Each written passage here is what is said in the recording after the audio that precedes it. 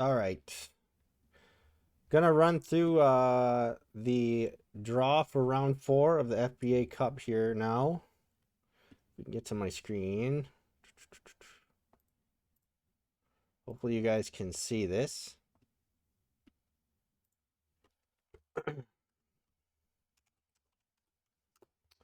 Congrats to the 8 teams who are left. Let's see, I gotta enter them in here. Where are they?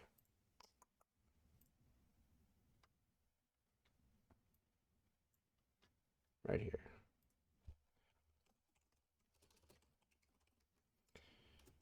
So I guess we could consider this the quarterfinals.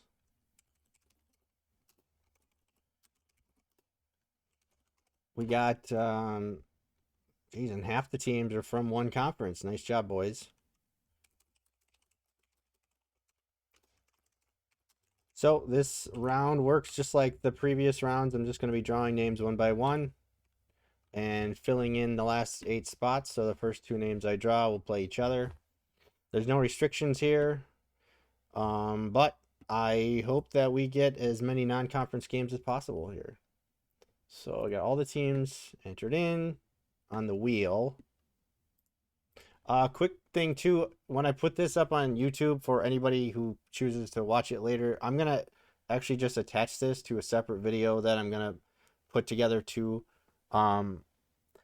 Just kind of covering a few things, mostly like some recent feedback I've got from some of the new members, and maybe do a quick little recap of the Kings Cup and City Cup group stages and kind of how that played out. So when I put this up, you'll just see this. This will just be connected to that within one big video. But for now, let's get started here. Hopefully you guys can all see this. I'm going to spin the wheel and we'll get going. First name off the board will be mid-range. And they will play Snooch.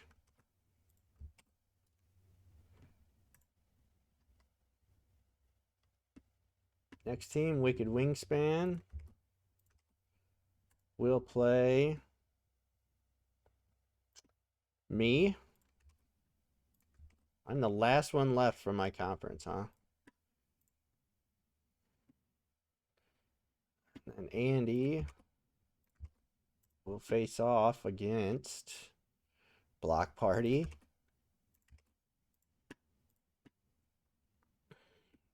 Leaving final 2 spots. Many Saints against Maydays Bombers. All right, so there we go. We got the 4 matchups set. I'll get those updated here on this page, and these take place in week 12, as you can see. After that, it's just we'll have 4 left, or 4 semifinalists, and we'll only have to do one more draw for that round too. I guess that's all I got to cover right now. So thanks, guys, and good luck to everybody. Take care. What's up, guys? Hopefully I'm loud enough for this video. I'm hearing that the other ones might be a bit quiet. I don't need my both hands to type for this one, so hopefully this helps a little bit holding it closer to my mouth. I just got done doing the FBA Cup draw for round 4. I have a couple of things I just want to go over based on some recent feedback from some of the new members in the league. The first one, the score tracking. Okay, so the comment had to do with watching the scoreboard on the Google Sheet can be a bit of a challenge. I go off of this a lot more, but if you feel like using Fantrax, that's fine too. You go to the scoring page, and this is like what I see right off the bat, because this is my one of my opponents, and then I got another one here. But if you want to see like sort of who you've locked in, let's say it's late in the week, and you want to see who all you've locked in so far. And if I go to this, it doesn't matter which matchup you go to because it's the same. But there's this, I don't know if you can see it, it's real small, but it says time frames. And there's 3 options, and there's the default one, which is standard. Then there's period, and there's day. If you click on the period time frame, that brings up who has scored for you already. Mine's a bad example because I haven't actually decided to lock in Mark Williams yet today, but I'm thinking about it. But my opponent, Death Store, he's locked in four of his 8 guys for the week already, and so it shows them right here. He's got Bridges, Johnson, Lopez, and Randall. And as you can see, if you go back to the Google Sheet, those are the 4 guys that I have plugged in for him on the Google Sheet. And the scores 109.5, 109.5, they match up. So let's go to Chuck Ball and 3 Ball. Okay. As of right now, 3 Ball has locked in 4 guys, and it shows them all right here. Chuck Ball has also locked in 4 guys, and it shows them right here, each with their individual score that you've locked in for them. So it's 85 to 94.1. Chuck Ball is leading, which should then match up with the Google score sheet that I am tracking for all of you. As you can see, 3 Balls 85 with 4 guys locked in. Chuck Ball 94 with 4 guys locked in.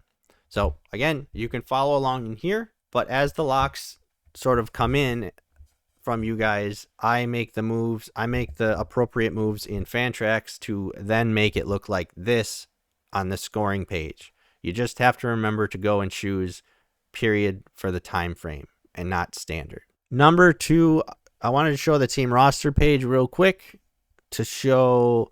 So the ones who might be trying to lock in guys on IR, you're probably looking at this page, I would guess, whether it's on PC or mobile. You're probably looking at this screen.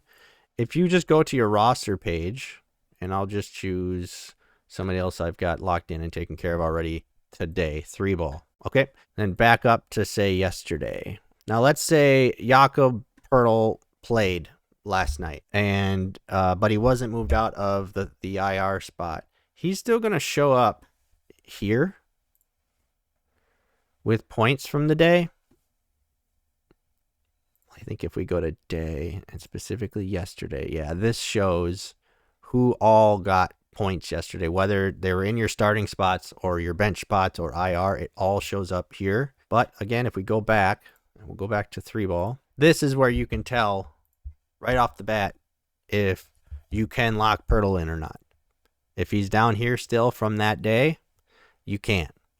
Okay, if he's up here in the bench spots or starting spots, whatever, then you can. One more thing as far as scoreboards go, I wanted to show you guys what I'm working on. And as you can see, we have a lot of tabs. And we have so many tabs here. I started putting together 4 tabs for scoreboards, and it won't go by week anymore. It's going to go by conference. So then these would all go away, and you would just see the 4 here consistently. And I'm just going to experiment for week 11 next week and see how it goes. I've also added in the actual matchups on the right side for each one. This was a lot of work to put together and get all these in here, and I don't know if I'm going to have time to do this format every week, but I'm going to give it a shot. I'm just going to see how week 11 goes, and we'll go from there. You guys let me know next week how you feel about it compared to the normal scoreboard that I've been doing all season and the last several years. Let me know how you feel about having this sort of setup instead of week by week tabs. Okay, I want to hear from you. So middle of next week, when you're tracking stuff and you're looking at scores and stuff, let me know if this ends up being an improvement on your end. Lastly, I just want to do a quick recap of the group stage games from the Kings Cup and City Cup. Those are all done. After last week, we've got the knockout stage teams set, and I've got them updated if you haven't looked already. 4 of the 12 teams in each of these cups have now been eliminated, and we've got our knockout stages set, which also get going in week 12. The matchups are already determined, and they are plugged in down here. Same with the City Cup, all set. The third place teams and how that was decided, I added a little table on the side here to show you guys that. All the third place teams in both cups actually ended up at 1 and 2. So the tiebreakers for each of them was the point differential. So congrats to those teams who made it through to the knockout stage. At this point, it's just single elimination, bracket style. That's it. If you have any more feedback or suggestions or something that you want me to go over, let me know, and I'll try and do that for you at some point. Thanks, guys. Good luck the rest of this week.